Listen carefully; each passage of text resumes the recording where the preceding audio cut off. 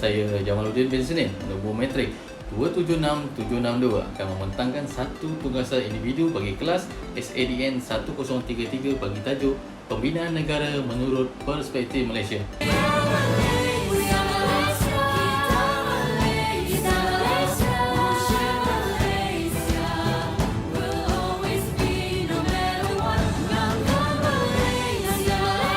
Negara secara umumnya boleh dirujuk kepada wilayah kewujudan kelompok manusia. Negara atau state adalah suatu unit politik yang mempunyai kedaulatan, tanggungjawab, kuasa menjalankan al-ehwal pentadbiran itu sendiri. Bagi sains politik pula, perkataan negara merupakan sekumpulan manusia yang menduduki sesebuah wilayah yang tetap berada di bawah penyelenggaraan negara dan tidak tertakluk pada kuasa-kuasa luar. Justru itu, sesebuah negara menurut rang undang-undang antarabangsa haruslah mempunyai elemen-elemen berikut, iaitu penduduk, wilayah, kerajaan dan kedaulatan.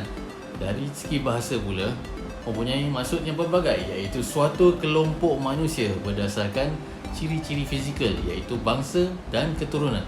Dari segi kaum pula merupakan kumpulan etnik berdasarkan ciri budaya, iaitu suatu komuniti politik dalam wilayah tertentu yang terbentuk dalam sejarah yang mempunyai ciri-ciri kesinambungan dan juga perubahan. Satu komuniti orang ramai, iaitu komuniti politik yang terbentuk di dalam sejarah dipertautkan melalui perkongsian wilayah bersama, ekonomi bersama serta mempunyai unsur-unsur subjektif bersama yang merangkumi bahasa, budaya dan nama. Konsep negara bangsa. Konsep negara bangsa pula boleh didefinisikan sebagai pembentukan berasaskan kepada proses penyatuan bangsa serta diperkuatkan lagi dengan persempadanan wilayah tertentu.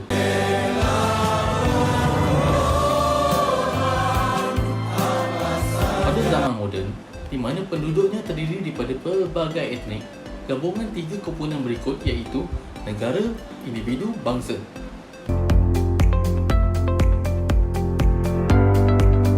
Negara itu merupakan satu unit politik yang mempunyai kedaulatan, tanggungjawab dan kuasa dalam menjalankan pentadbiran itu sendiri.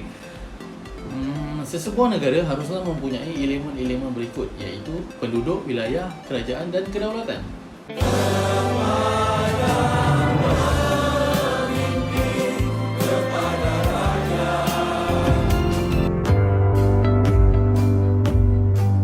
Individu merupakan tenaga penggerak kepada terbinanya negara dan bangsa. Hubungan sesama individu dan menggerakkan individu lain berbentuk kumpulan berkongsikan ciri-ciri persamaan dan kepentingan yang berbentuk bangsa dengan motif pembinaan negara dan kewujudan negara itu sendiri. Bangsa pula merupakan kesatuan negara yang hidup di dalam sesebuah negara.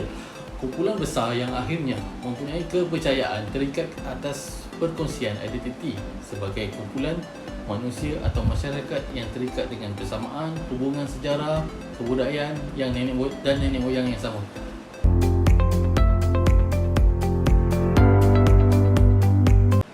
Kesimpulannya adalah pembinaan negara bangsa adalah satu negara dengan negara yang lain adalah berbeza-beza. Begitu juga dengan pembinaan negara di Malaysia. Proses yang perlu dilalui juga adalah amat penting berdasarkan perkembangan negara masing-masing. Walau bagaimanapun, menurut Haq dan Harab sudah membuat garisan panduan di mana sesebuah negara bangsa akan terbentuk apabila 4 atau tahap perprosesan ini dilalui, iaitu di mana kewujudan bina negara, bina bangsa, penyertaan rakyat, pengagihan nilai dalam masyarakat. Itu saja pembentangan ringkas daripada saya, Jamaluddin bin Senin, yang bertajuk Pembinaan Negara mengikut Perspektif Malaysia. Sekian, terima kasih.